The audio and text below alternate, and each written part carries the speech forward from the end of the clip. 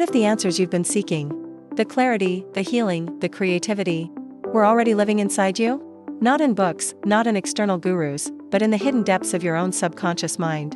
Carl Jung, one of the most influential psychologists of the 20th century, developed a method to reach those depths. A method that allowed him to speak directly to figures from his unconscious, record visions, and transform his psyche in ways that reshaped psychology forever. This method is called active imagination. In this masterclass, we'll explore what active imagination really is, and how it differs from dreams or meditation. How Jung himself used it to explore his psyche and wrote his Red Book.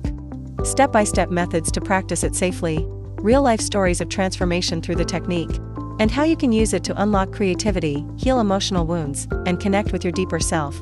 Stay with me until the end, because I'll guide you through a short exercise you can try today to begin your own journey into active imagination. The origins of active imagination. Jung developed the technique during his famous confrontation with the unconscious between 1913 and 1916. After a professional split from Freud, Jung entered a period of inner turmoil. He began experiencing visions, dreams, and voices that felt overwhelming. Instead of repressing them, he chose to face them directly. He would sit quietly, let the images unfold, and engage them in conversation. This process gave birth to the Red Book, his private journal of visions, dialogues, and paintings, which was only published decades after his death. Important idea: Jung didn't see these figures as just imagination, but as autonomous parts of the psyche, voices of the unconscious. The psychology behind it. The psyche is divided into conscious mind, the ego, the part you identify with; personal unconscious, forgotten memories, suppressed emotions; collective unconscious, deeper layer containing universal symbols called archetypes. Active imagination allows conscious dialogue with unconscious material. By doing this, you bridge the gap between ego and unconscious, reducing internal conflict and gaining insight. Jung's quote, "Until you make the unconscious conscious, it will direct your life and you will call it fate."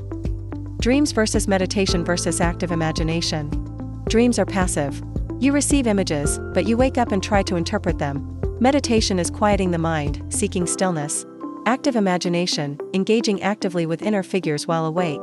You are both observer and participant.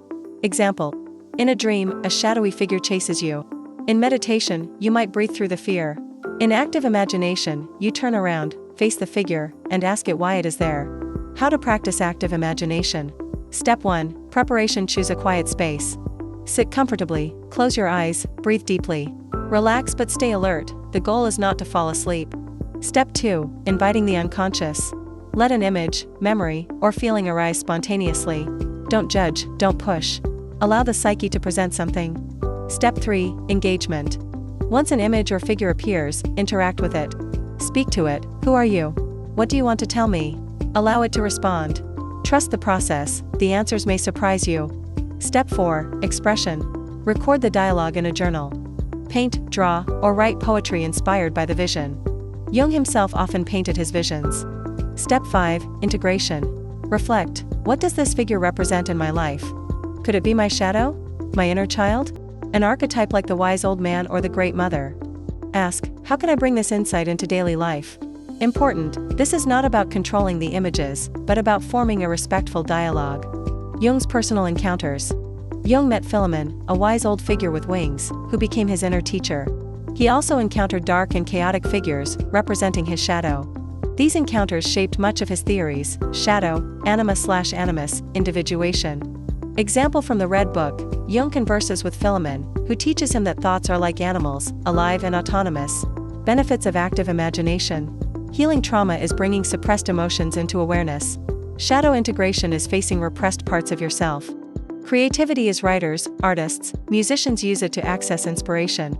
Spiritual growth is some experience guidance from archetypal or higher figures. Case example. A woman struggling with anger practiced active imagination. She visualized her anger as a red dragon. Instead of fighting it, she asked it what it wanted. The dragon told her, "I'm your power. Use me to protect yourself." She began setting healthy boundaries, and her life transformed. Warnings and safety. The unconscious is powerful. If experiences become too intense or frightening, pause the practice. Consider working with a therapist, especially if you have a history of trauma.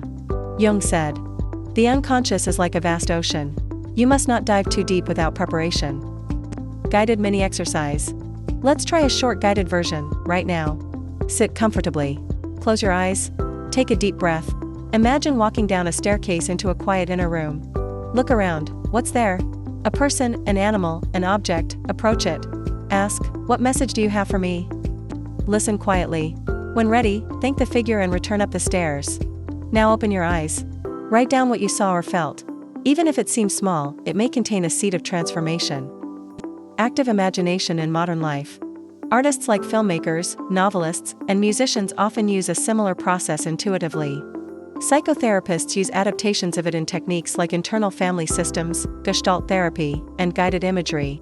In spirituality, it resembles shamanic journeys and visualization practices. Active imagination is not just a technique, it's a doorway, a way to bridge your conscious self with the vast inner universe that lies beneath. When you dare to enter that world, you don't just discover strange images, you discover yourself. As Jung said, the privilege of a lifetime is to become who you truly are.